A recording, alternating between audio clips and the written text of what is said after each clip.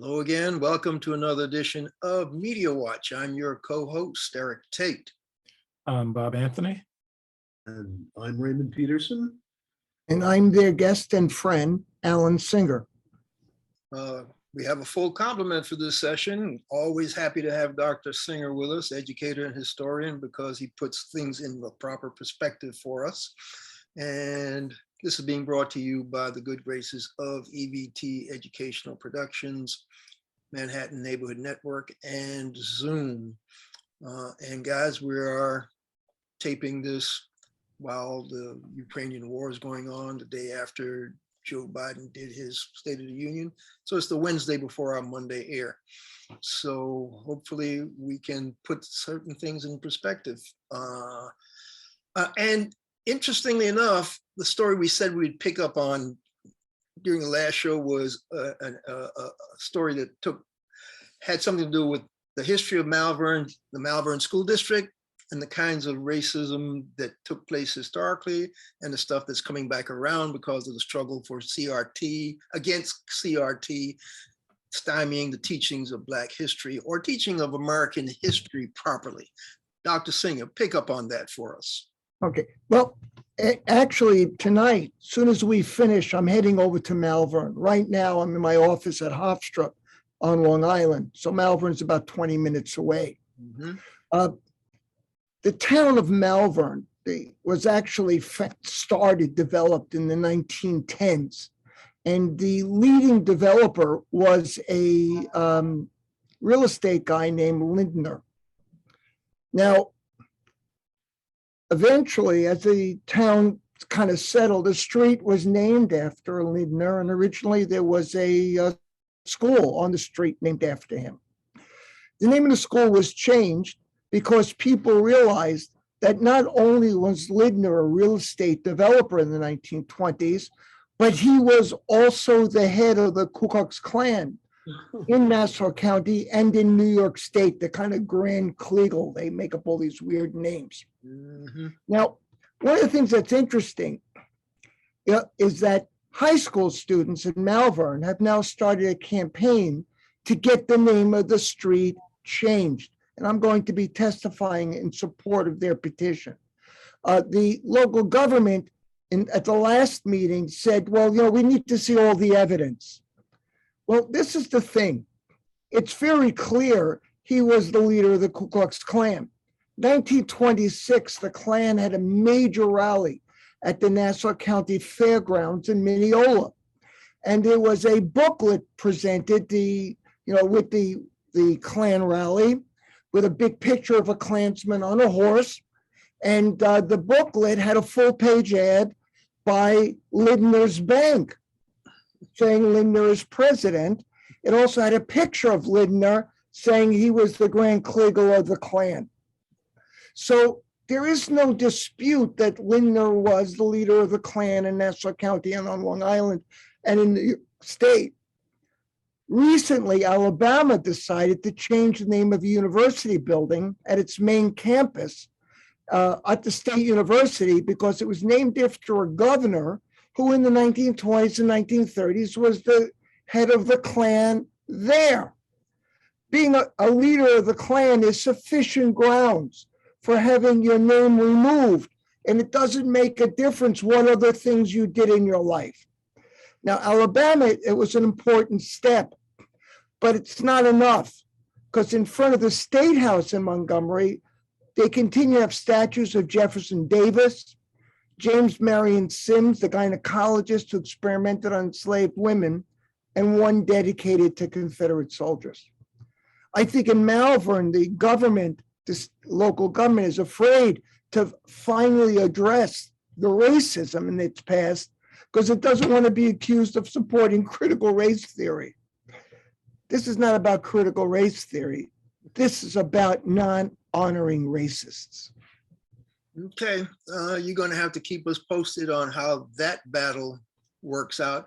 But my question for you is Malverne one of these Long Island cities that went for the previous occupant of the White House, pretty much? Yes, Malverne is an interesting town. It actually has two school districts. One school district, though the population of the community is overwhelmingly white, the students are all Black. Why? Because white families have pulled their families out of the public school and send them to religious schools. Okay. And this was done because of an effort to racial integration in Malverne in the 1960s. And So this is a community with a long history. And it has stayed that way. Yes.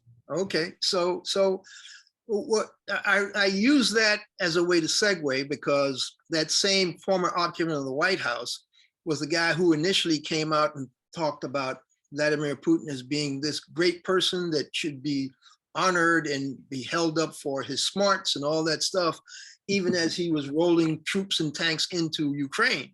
And basically he had support from people like Tucker Carlson and a whole bunch of other crazy folks at Fox. And I don't call them news, I call them Fox fake. And in addition to Tucker Carlson, Tom Cotton or one of those other guys was on the Sunday talk shows this past Sunday, which will be a Sunday a week from when we air, not yesterday, because we're going to air next Monday, so it'll be previous Sunday. George Stephanopoulos asked this Republican GOP leader if he would condemn Donald Trump for his praise of Putin while Putin was launching a war on a democratic country trying to maintain its sovereignty. And I believe it was Cotton said, I can't speak for other politicians. If you need him, you need to bring him on your show and invite him onto you. And he basically would not condemn Trump's praise of Putin. And so my understanding from what I've seen, even though a lot of these people are now trying to walk it back 8 days later or whenever, Mitt Romney was about the only Republican that came out and condemned Putin's invasion and called it what it was at the time. Now a whole bunch of them are trying to walk it back. But what that says to me is these people have been white supremacists, liking Putin and liking Russia, a whole bunch of them. Tucker Carlson went over to one of those places to do a show.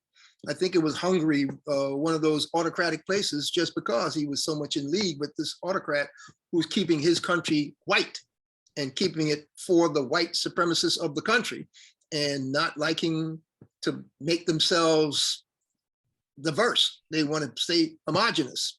And so my thinking, Alan, is this same white supremacist thinking that the GOP likes Russia and like Hungary and like all these autocrats is what's going to show up when they decide to vote on this Supreme Court nominee, because Republicans are already calling it an affirmative action choice by Joe Biden, even though the judge, what's her name, Jackson? Yes. Ketanji Brown Jackson. Yes. Judge Jackson has phenomenal credentials, but they've already gone down a racist path. And what do you think is going to happen when they decide on this confirmation hearing? I think they're already trying to push it back to delay it. Well, just Ketanji Brown Jackson is a legal traditionalist with impeccable credentials, academic credentials and legal credentials. She's a moderate, like Stephen Breyer, who she would replace. I believe she worked for Breyer. She's not a left-wing justice. And Breyer, Kagan, Brown, and Jackson, they only appear liberal because the Republican-dominated court is so far skewed right-wing. Opposition to Brown is opposition to the fundamentals of the legal system. To question her competence after approving Trump's white toadies, Kavanaugh, Gorsuch, and Barrett, can only be described as racist. Jackson, for now, can only have a moderating influence on the court. Hopefully, her opinions will expose what a radical majority is doing to this country. Our best hope is she becomes a spokesperson for reason and legality. The attack on her is racist and it's absurd. I mean, from as much as I've heard about her, she's I don't know what the correct word is, a constitutionalist. I mean, she believes in the word of the Constitution and not in letting anything impact any political skewing of the words. She believes in what's there, and in case law, that's what you have to depend on.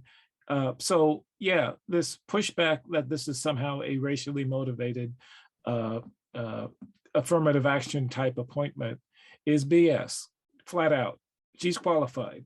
And to say that one Black woman in the entire history of the court is too much just blows me away. I mean, that's what we're dealing with on the GOP side. Okay, so this whole issue of race that just seems to keep rearing its ugly head, no matter what we're trying to do to move forward in the 21st century, keeps popping up, keeps coming back to us. I had a tweet that somebody sent me, and it was about two women in Boston that actually decided they were going to relaunch an abolitionist newspaper that had been long dormant because, it was an AP story. And the headline was "Abolitionist Newspaper Revived for Nation Grappling with Racism." And so basically the thrust of the article was that these women, let me see if I can call up their names. They're going to relaunch the Emancipator, which was a 19th century abolitionist paper. And they say things are so bad in the country now, as some of the stuff we've been talking about has proven, that they want to go ahead and relaunch it. Deborah Douglas and Amber Payne are the co-editors of the new online publication. And they're going to call it the Emancipator. And it's a joint effort by Boston University's Center for Anti-Racist Research and the Boston Globe's opinion team. And it's expected to launch in the next few months or so. And so I'm guessing that because things have gotten, the vitriol has gotten so bad in this battle across the board from the Republicans and their white supremacist friends about critical race theory as being their boogeyman to try to win elections, that they have seriously decided that they're going to pull out all the racial tropes and all the racist impetus that they can to try to motivate the lizard brain Trump voters that put him in office way back when. So the fact that these people feel they have to launch this newspaper says things are not going well for us. But Raymond, talk to us about the link on this racial stuff to the kind of coverage that we were seeing on the Ukrainian front. Or before we even go there, why don't we talk about Joe Biden's State of the Union speech and one key reaction, Cori Bush's reaction to that. You remember, Raymond, basically what Cori Bush had to say? I'm sorry, no, I don't. I'm not well enough to articulate it. Oh, all right. You had a very good quote. All right, let me see if I can call it up, because I know if I paraphrase, she was saying, look, that was nice of you to talk about funding the police and we don't want to defund the police, etc. But push comes to shove, we have been funding the police nonstop since things got upended because people were protesting about the killing of George Floyd and other people. And your funding of the police has just basically resulted in more police killing more Black people within the last 12 months. So even though you're talking about funding the police, it would have been nice to hear you say, we would like to stop police from killing Black people. And I'm paraphrasing her quote, but I think she had a very good point. I have no problems with the fact that, yeah, the police needs the resources to take care of what's happening, but we need to be able to patrol and police the police for all the times that they keep killing Black and brown people, because every time we put body cameras on them, they either turn them off, or even though we see the evidence, they still kill people anyway, even though they know their evidence is being recorded. So I'm actually with Cori Bush on that. I mean, I'm going to give Biden points for his opening State of the Union speech. I think he did a fairly decent job of articulating what the global situation is as far as Ukraine is concerned. And yeah, let's dig into some of that Ukraine coverage, not necessarily from the perspective that most people have been doing. One of the things I think we should talk about, I don't know if any of you guys picked up the links, but there was a story about the fact that people in Russia, despite the fact that they could be thrown in jail forever, They get are keys getting thrown worse. away. They They're have getting- been protesting in over from Siberia to Moscow. I think this is unprecedented since 1917. I don't think there's been this kind of public reaction in the Kremlin, as I say, since the Russian Revolution.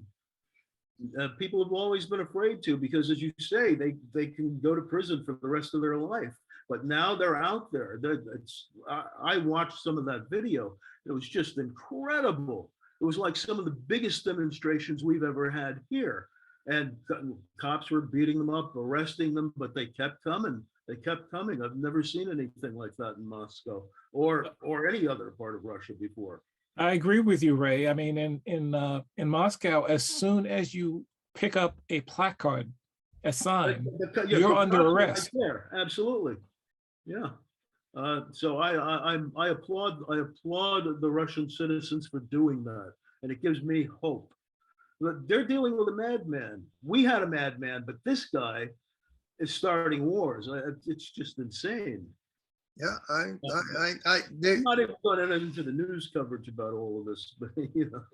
I saw at least one interesting story. I'm not sure. It was in one of these aggregators, I believe, that talked about 45 different cities across the current Russia, because it's no longer the Soviet Union. But that's what this guy's gone crazy, trying to reconstitute the Soviet Union. And that's been his main driving force for the last 20 years. But cities across Russia have been mounting demonstrations. And when those people demonstrate, they're risking their lives, they're risking their futures. They may be thrown in some gulag somewhere, have the key thrown away and never be seen again.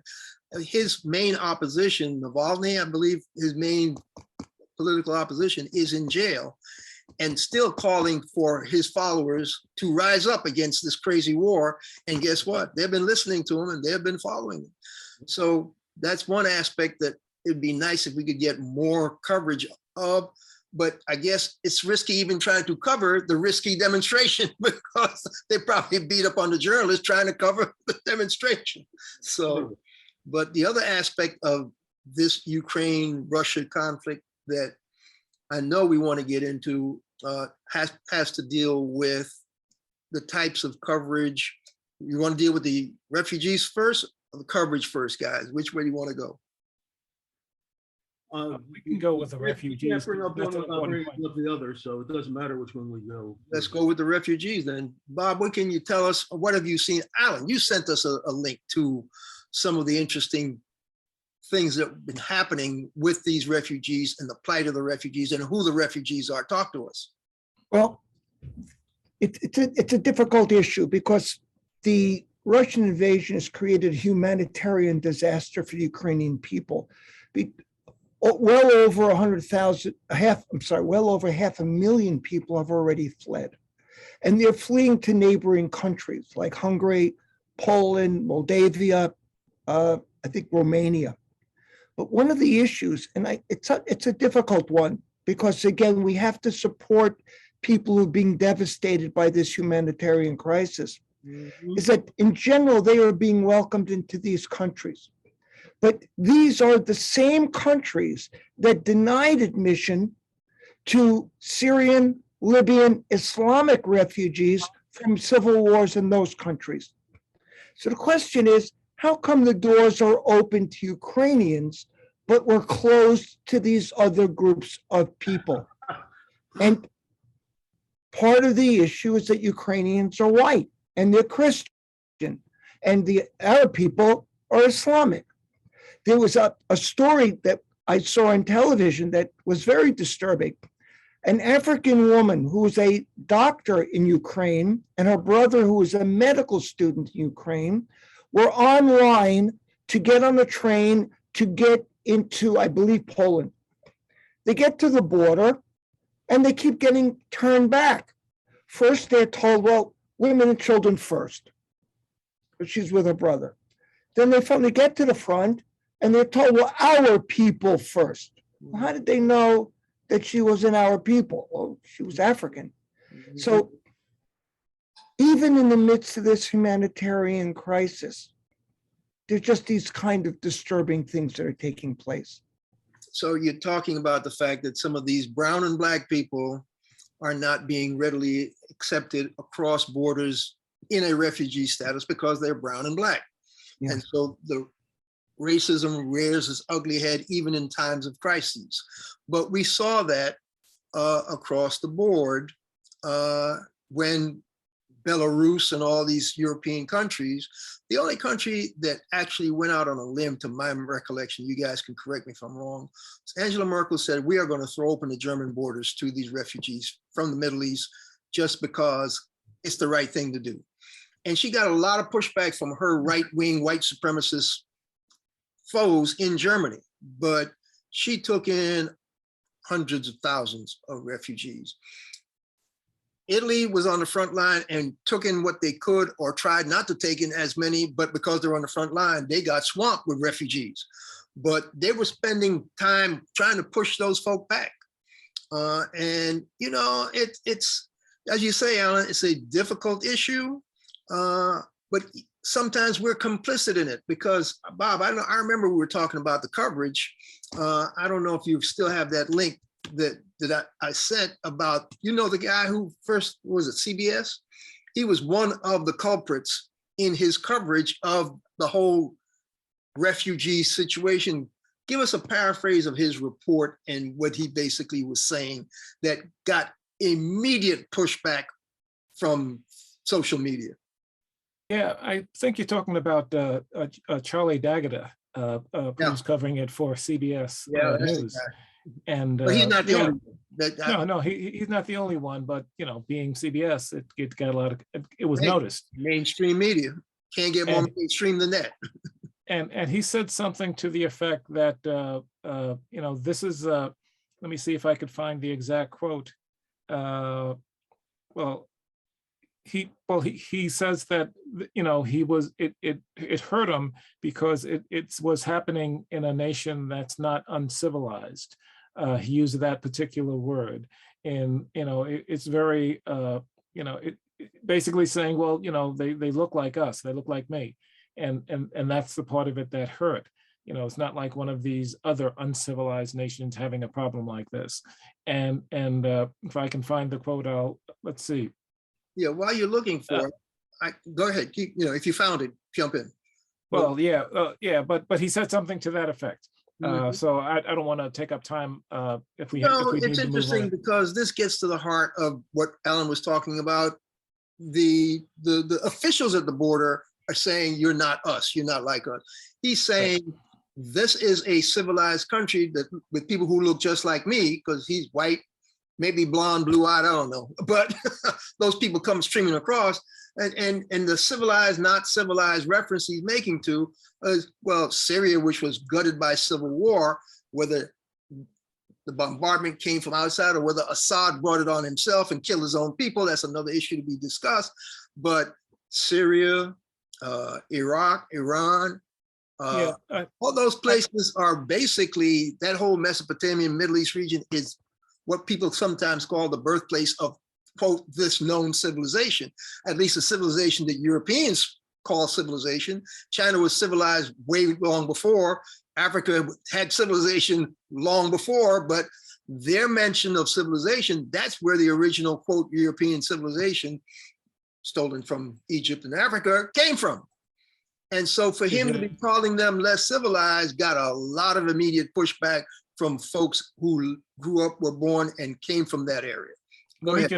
just quickly say exactly what he said, and then we can move on since we have about 3 minutes. But Educator said, but this isn't a place, with all due respect, like Iraq or Afghanistan that has seen conflict raging for decades, Educator said of Ukraine in this Daily Kaz story.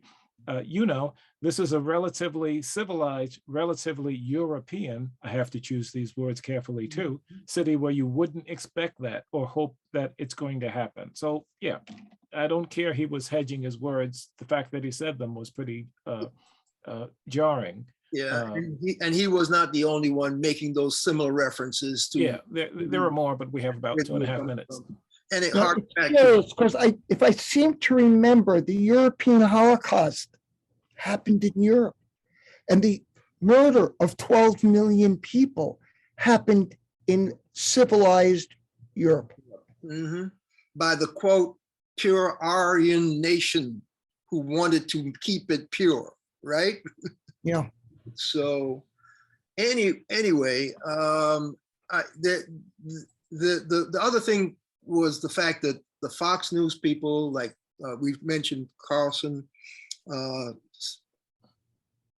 being a big Putin fan and backing up the former occupant of the White House, it would be good to note that one of the Fox correspondents, a young lady by the name of Jennifer Griffin, actually pushed back on her own people for praising Russia and having all those wrong misinformation people on their network. And we need to give a shout out to Jennifer Griffin for having the guts to actually be a true news person.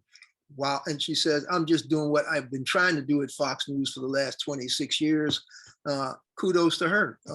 And, we beat up on Fox when they deserve beating up on. We need to be singing her praises for doing the job that every professional journalist should do.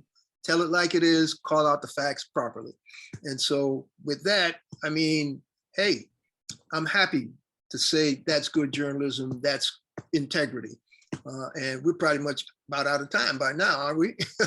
Just about, yes. Okay, so like I said, folks, it goes fast.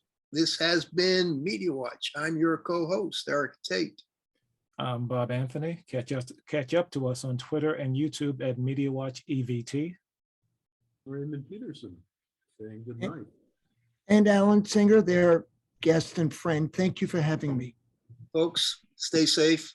Even though it's getting a little better, it's still pandemic time, maybe endemic time now, but stay as safe as you can. We'll catch you the next time. This has been Media Watch.